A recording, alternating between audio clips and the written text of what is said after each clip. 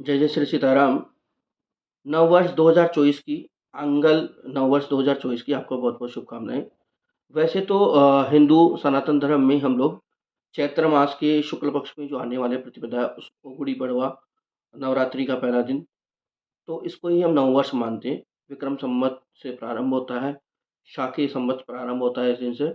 लेकिन बहुत से काम हैं जो हम इस आंगल नववर्ष से करते हैं, जैसे कि लोगों का वेतन आना। सबसे मुख्य काम तो यही रहा कि लोगों का वेतन आना। इसके अलावा अपने आजकल एक प्रथा और आ गई है कि अपना जन्मदिन, अपने विवाह की वर्षगांठ वगैरह भी इन्हीं ही दिवस पर मनाने लग गए हैं। जैसे किसी का जन्मदिन आ गया तो 16 जनवरी, 15 जनवरी, 14 जनवरी ऐसे करके मनाने लग गए हैं।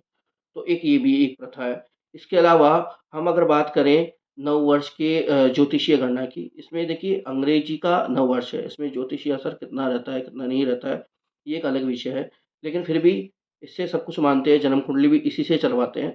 तो हम अब इस नववर्ष की भी ऊपर हम चर्चा करेंगे कि नववर्ष 2024 में क्या-क्या स्थितियाँ रहेगी, कैसे-कैसे ग्रह अपने-अपने गोचर पे रहेंगे, क्या-क्या स्थितियाँ रहेगी ग्रहों की।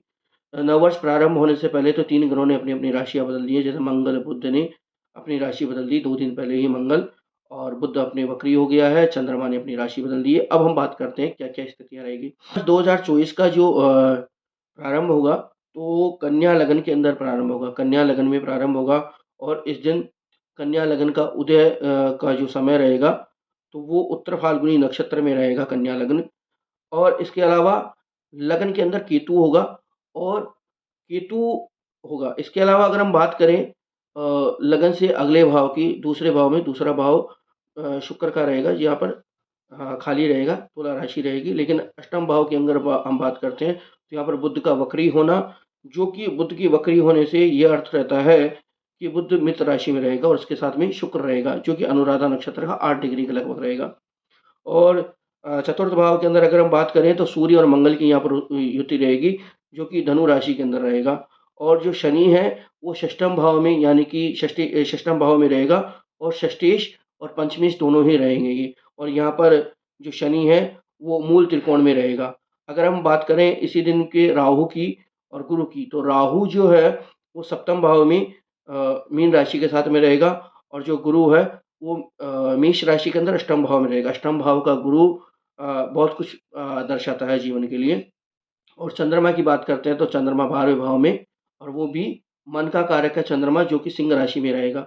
मन का कारक चंद्रमा बार-बार मन को व्यतीत करे मन को परेशान करेगा, मन के अंदर नए-नए ख़्याल लाएगा। अब अगर हम बात करें इस वर्ष के संपूर्ण वर्ष की तो बृहस्पति का यहाँ पर अब हम बात करें इस वर्ष के फलादेश की 2024 की, तो मांगलिकता कम रहेगी 2024 के अंदर, है ना? 2024 के अंदर कम से कम 6 महीने ऐसी स्थिति रहेगी कि मांगलिकता कम होगी और नए से नए रोग और जो 2 वर्ष पहले जो रोग आ गए थे, वो भी रोग वापस से आने के चांसेस रहेंगे बहुत ज़्यादा ऐसे चांसेस रहेंगे क्योंकि ये जो प्रारंभ रहेगा, उसमें केतु की विंशोत्तरी दशा से ही प्रारंभ होगा, केतु यहाँ पर लगन में रहेगा और अगर हम बात और भी करते हैं इसके इस दिन की 1 जनवरी 2024 की, तो इस दिन यमघंट योग भी रहेगा।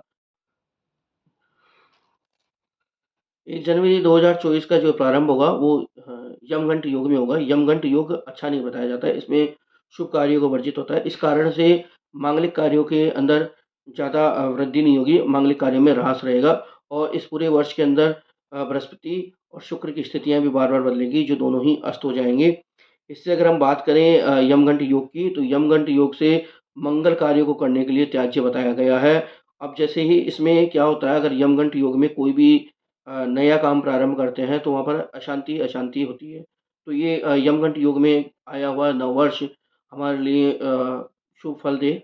इसी के लिए हम लोगों को नववर्ष के सूर्योदय के समय पे जब यमगंट जो दोष है वो समाप्त हो जाए उसके बाद में भगवान शिव का आराधना करनी चाहिए और नित्य ही सूर्य की आराधना करनी चाहिए जिससे कि यमगंट दोष से स यमगंट दोष का मंगल प्रदान करें। जय जय श्री सीताराम।